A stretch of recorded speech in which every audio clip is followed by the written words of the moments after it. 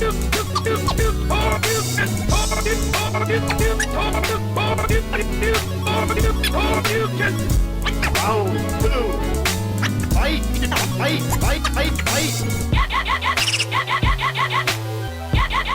everybody. Jim here, and hey, check this out. We're going for a nice leisurely walk in Shinjuku on what was kind of an overcast day and possibly the windiest day in the history of human existence. It's actually still super windy now. Like, you might, as I'm recording this video, you might actually hear like just the wind howling outside my window. But we're taking a walk here in Shinjuku. We're actually gonna ask one of my favorite places to go, Wendy's over there, aka Wendy's First Kitchen here in Japan. In case you didn't know, there is Wendy's in Japan, and it merged with another restaurant chain called First Kitchen. So we actually have Wendy's First Kitchen. So they serve all those delicious Wendy's burgers, and they also serve like spaghetti and stuff. So I don't know, it's kind of weird. But I was in Shinjuku today for, you know, various things, a little business, a little pleasure, but I decided to stop in here, this big old building, because there's a book off in here that I wanted to go to that I don't think I'd been here in quite a long time. And hey, don't you just love that fluorescent lighting? I sure do. As it nice and blinky and blinding. That's one of the things with like shooting with this camera. If it's not set to 50 hertz, all the fluorescent lights kind of blink like that. But here we are inside of the book off, and we are gonna get started with a whole bunch of Switch games, which I really primarily, when I go looking for games, I want to find some retro games, and they had some here, but we'll get to that in a minute. But you know, I'm a Switch owner, an avid Switch player as well. Here we have Xenoblade Chronicle 3, and then there's just a whole bunch of Xenoblade, copies of Xenoblade there. Very popular title indeed. Here I am, being a clumsy idiot, fumbling with these. Take it from the side, Jim. Come on. What's wrong with you? What is this? Sword Arts Online? Not a series I'm too familiar with. This is something you're going to notice with me, is kind of a running trend here. A lot of the games, hey, Diablo, I know Diablo at least, and Dragon Quest Treasures, that's cool. I think, is it Treasure or Treasure Hunters? I haven't played it yet. I want to, though. It looks fun. I am a Dragon Quest fan. I did really like Dragon Quest 11. Great game, so I could try that. I like those characters, Eric and his sister, whatever her name was. I forget. And there's some Dragon Quest 10 there, which I've never played, but okay. It's pretty cool. But yeah, Switch stuff. There's a lot of stuff on the Switch I'm not too terribly familiar with, because I mostly use it to play some first-party stuff, and then a whole lot of like retro-style shoot-em-ups and beat-em-ups and fighting games and game collections and stuff like that. So the newer stuff, the newer RPGs and things, stuff like a Sword Art Online, I'm not going to know what the hell that is. The Hong Kong Massacre, a game I've heard of. It looks cool. I haven't played it yet. It looks like a top-down run and gun, something I'd be really into. I didn't pick it up today, but it's kind of on my short want list of Switch games. And then some Disgaea as well, which I have not played a Disgaea game in like, it feels like 20 years or something. Live Alive, or Live Alive, however. And this one, what am I looking at? What is this? Alice Gear Aegis? Is that what it says? Alice Gear Aegis? It's got a bunch of waifus on it and stuff. This is labeled as the action section. If you can read katakana, it helps. And here we have some, it's Demon Slayer in English. What is it? Kimetsu no Yaiba? Which is a show I've never seen, but I understand it's quite popular. And I've heard that the game is actually pretty cool too. Again, another one I've yet to play, some One Piece. And this, kind of shocking to me, Zelda Breath of the Wild, $59.82. That's like the cost of like a brand new game. That game is like 6 years old at this point. And then Skyward Sword HD, $36.19. That's a more recent release. and they have fewer copies of it, and it's more. It costs more. I don't understand the pricing on that. Why is Breath of the Wild still like a $50 game? It should be like $20 at this point. Battle Axe. This is another one that looks really cool. This particular company, they also did, I believe, Xenocrisis and Final Vendetta, which I absolutely loved. So I want to play Battle Axe fairly soon. Again, didn't pick it up today because I wasn't really here for Switch games. I wanted to buy some of the retro games they have. Fates. I've only played one Fate game, and that was the fighting game. And we've got some Hoshino, Kirby. What does that say? There's Glare, Star something or other. They're all Star something, isn't it, with Kirby?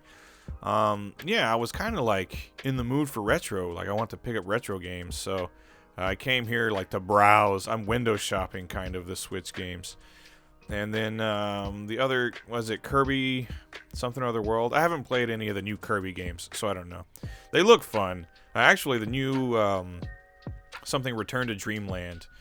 I still really want to play that, just came out. And Mr. Driller, which is always a good time. I think the only Mr. Driller... Oh, no, I think I've played Mr. Driller on Dreamcast and on the GameCube back in the day. Metroid Dread, which I've still yet to play. I'm not exactly the hugest like Metroid fan ever. And Metallic Child. I have no idea what the hell that is either. But it does look pretty interesting. That's the thing with me and the Switch. I always discover stuff I never heard of before. Because, this, like I said, despite having a Switch for a few years now, I mostly only play like... yeah, shoot 'em ups, beat 'em ups, things like that. But there's JoJo's Bizarre Adventure, My Hero Academia, which is another like anime series I've never seen. This thing keeps smacking me in the head. And it happened to a few other people too. I noticed. So those things are really obtrusive. And then we just got a whole lot more, including robotic something or other. I can't really see this out. Robotic notes. Is that what it says? No idea. You'd have to tell me. That's in the simulation section, as it's labeled. And we got some other stuff here, including some Mario. It looks like some tennis. Mario Kart 8, which is still also like $50. How can that still be that expensive? And then something here. No idea what the hell it is. I just pulled it off the shelf just as an example of the kind of games I come across a lot, and I don't know what the hell they are because they're like these... Again, these like waifu games, because that's a phrase now, right? That or that's been like a popular phrase for a while. You gotta excuse me. I've been in Japan so long that like some of the stuff like goes like straight over my head, like the kind of like the meme stuff that is like carried over into like English speaking circles. We got a bunch of PS4, PS Vita stuff. Excuse me. Which is a console I know nothing about because I've never played a Vita before in my life. Like I said, I was here trying desperately to find some retro games, although Dragon Quest builders and stuff. Like if it says Dragon Quest or Final Fantasy, yeah, I'll know what that is. And then same thing goes for like DS, 3DS. A lot of that, I have no idea. There's a Hatsune Miku and a Doraemon and a Dragon Ball Z. And that's the extent of my knowledge on those things. But as I slip past here, because this place was getting a little crowded actually while I was there, middle of a weekday, and I guess a lot of people had some free time on their hands like I did. We got some PS2 games here. I didn't bother looking like through like everything because if you see this little label right here, that's it's fighting games, baby. Kinka something or other. So that's what I like a lot. So we got some Hypa Street Fighter 2. That's like $20, not so bad. And 1,500 yen, Capcom versus SNK 2. An absolutely fantastic game. Love it a lot. Gun Griffin Blaze does not belong in a fighting game section, by the way. But we got a whole bunch of King of Fighters games, which is nice. I've been a King of Fighters fan since I was like 10 years old, maybe. And the Fatal Fury Collection 1, which is Fatal Fury 1, 2 Special, and Fatal Fury 3. And then Mark of the Wolves, which is 3,200. And that's just Mark of the Wolves by itself. But really, when you have Mark of the Wolves, do you need any other games? And also some Samurai Spirits. That's always nice. A little bit of Tekken for you. And some other things. Transformers. Dragon Ball Z Sparking 1500, and then Fate Unlimited Codes for 1500. That's actually, I want to say like 500 yen more than the last time I came across that game at like a hard off in West Tokyo. So I guess maybe the prices are a little bit higher if you're in Central Tokyo. That little sign I just showed you, retro, always look for that. If you're not familiar with Japanese at all, just look for those 3 little katakana, retoro. So we got some retro games here, but they were in these like little bins, and it was kind of annoying, like up high. Like, but there's like Galaga and Fantasy Zone. That's all really cool, but I didn't feel like, you know, taking all these little bins like off the shelf and stuff. Plus, I got one hand free. I've got the camera in the other hand, my little GoPro. But we got some kind of cool stuff here. Most of this, though, like you can see like soccer games and things like that. Who really cares? Nobody really, well, I say nobody. I'm really me, but I'm not the biggest soccer fan. 270 though for Fatal Fury Special. That's a good deal. So I'm actually going to set that aside because that came home with me today. We got some other stuff here. Space Invaders, which is cool. Kirby Bowl, which I think is called Kirby's Dream Course. Some Super Mario Kart. Some Dragon Ball Z. And then, shock of all shocks, more old soccer games you can get for like 100 yen. I think I'm like moving out of someone's way or something. Some N64 games. They had loose cards here. I think they had a few box that we could take a look at later. But they got like Banjo-Kazooie, Star Fox, Paper Mario, which is cool. And what are we doing? Come on, it was cramped. There were like a lot of people like directly behind me digging through CDs. It's kind of hard to move. Super Puyo Puyo, 1500 though. Again, that's more expensive than I found at like sort of like West Tokyo stuff. Central Tokyo prices tend to be a little bit higher. And this though, I was very happy to find 2700 for a complete copy of Poppin' Twinbee. And man, it was in really good condition. And they had 2 copies as well. So that I kind of left peeking out of the shelf so I could come back and get it later when I was ready to pick up some stuff to do my shopping. Actually, a bunch of these were in like fantastic condition, like surprisingly good condition actually. 2300 for Dragon Quest VI, which is a good game, not my favorite DQ game. I actually prefer Dragon Quest V. That game is splendid. Here's something pretty cool. This is Cosmo Gang The Puzzle. And if you don't know what that is, it's a puzzle game featuring these little characters called the Cosmo Gang. And they're almost like little, I guess kind of like little, like Galaga, kind of like Galaga characters or Galaxian guys. In fact, they have another game called Cosmo Gang The Video, which plays pretty much just like Galaga.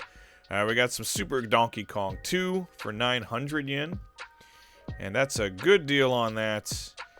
And we had a handful of Xbox 360 games. I took a quick look, though.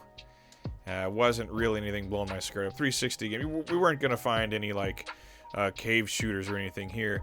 This I thought was cool, though. Same Game. It looks like same game, but it's pronounced Same Game. Looks like almost like a little party or puzzle game featuring Hudson Soft characters. So I thought that was pretty cool. I had never come across that before, so I was kind of not sure what it was. And now I'm dipping and dodging out of people's way. You can see all the feet. Too many damn people in here. It's getting cramped. Feeling claustrophobic. Choo Choo Rocket on the GBA. Very cool game. I like Choo Choo Rocket on the Dreamcast, at least. And for 2,700, which is a little high, actually, but we got Ike Ike Neketsu Hakibu, which I was delighted to find. I didn't expect to find any boxed Famicom games here, but they had a few. And then this, surprisingly, this was like almost mint condition on this, but a complete copy of Hoshino Kirby for 4,500 yen. And it seems a little high, but the condition the box was in made you feel like it would probably be worth it. 2,700 for Dragon Quest IV, and then this, Wario no Mori, aka Wario's Woods, for 1,800, and this one was also in just like really, really good condition. Shockingly good condition, as a matter of fact. And then right back here, we have a bunch of these Namco games and these nifty clamshell cases, including Dragon's Spirit for 2,700, and it's complete. And it looked to be in fine shape, too. So I was very happy to come across that. So I set that aside as well. Anyway, that's going to do it for this. This was kind of like a little side quest game hunt. So I hope you enjoyed listening to me ramble on. I need to go get a basket by these games, though. So see you later. Goodbye!